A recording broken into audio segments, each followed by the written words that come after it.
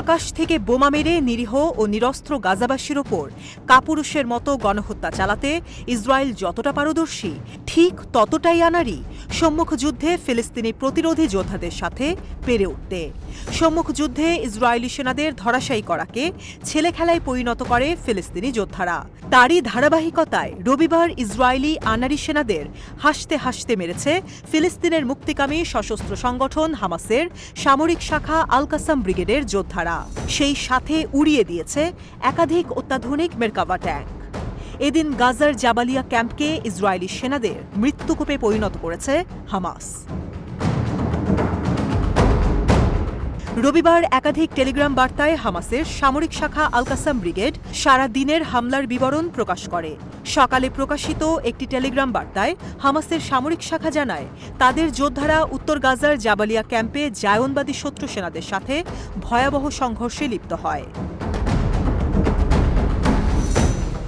সকালে ভিন্ন একটি টেলিগ্রাম বার্তায় জানানো হয়, কাসাম ব্রিগেড ও আল-কুদস ব্রিগেড সম্মিলিতভাবে গাজার জাইতুন অঞ্চলে শত্রু সেনাদের সমাবেশকে কেন্দ্র করে ভারী মর্টার শেল নিক্ষেপ করে। এতে শত্রু শিবিরে হতাহতের ব্যাপারেও নিশ্চিত করা হয়। রবিবার দুপুরে প্রকাশিত একটি টেলিগ্রাম বার্তায় আল কাসাম ব্রিগেড জানায়, জাবালিয়া ক্যাম্পে যোদ্ধারা ড্রোন থেকে বোমা নিক্ষেপ করে একটি মেরকাভা ট্যাঙ্ক ধ্বংস করে। যোদ্ধাদের আরেকটি ইউনিট 105 মিলিমিটার ইয়াসিন রকেট আরেকটি মেরকাভা ট্যাঙ্কে নিক্ষেপ করলে এতে ট্যাঙ্কটিতে আগুন ধরে ঘটনাস্থলেই ভেতরে থাকা জায়নবাদী সেনারা নিহত হয়। দুপুরে প্রকাশিত ভিন্ন একটি টেলিগ্রাম বার্তায় উল্লেখ করা হয়, উত্তর গাজার আল মাবুহ অঞ্চলে অনুপ্রবেশের সময় বোমা মেরে জায়নবাদী সেনাদের উড়িয়ে দেওয়া হয়েছে। বিকেলে প্রকাশিত টেলিগ্রাম বার্তায় জানানো হয়, গাজায় গণহত্যার প্রতিবাদের ইসরায়েলের দখলকৃত আশকেলন শহর ও সেরত নামের অবৈধ ইহুদি বসতিকে লক্ষ্য করে কাসাম যোদ্ধারা রকেট ব্যারেজ নিক্ষেপ করে। সন্ধ্যায় প্রকাশিত টেলিগ্রাম বার্তায় হামাসের এই সামরিক শাখা জানায়, জাবালিয়া ক্যাম্পের আল মাবুহ অঞ্চলে যোদ্ধারা মেরকাভা ট্যাঙ্ক লক্ষ্য করে রকেট হামলা শুরু করলে বেশ কিছু জায়নবাদী সেনা একটি ভবনে আশ্রয় নেয়।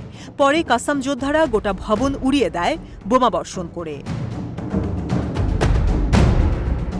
সন্ধ্যায় প্রকাশিত ভিন্ন একটি টেলিগ্রাম বার্তায় জানানো হয়, জায়নবাদীদের একটি স্পেশাল ফোর্সকে একটি বাড়িতে অবরুদ্ধ করে দুটি টিবিজি শেল দিয়ে হামলা চালায় হামাস যোদ্ধারা। এতে ইসরায়েলি স্পেশাল ফোর্সের বেশ কিছু সেনা হতাহত হয়।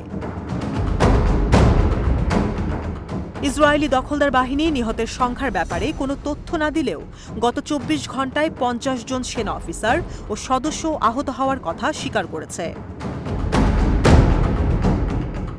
এছাড়াও টেলিগ্রামে বিবৃতি দেয়া হামলার বর্ণনা অনুযায়ী শুধুমাত্র জাবালিয়া ক্যাম্পেই 24 ঘণ্টায় ইসরায়েলের প্রায় 6টি অত্যাধুনিক মেরকাভা ট্যাঙ্ক পুরোপুরি ধ্বংস করেছে হামাস।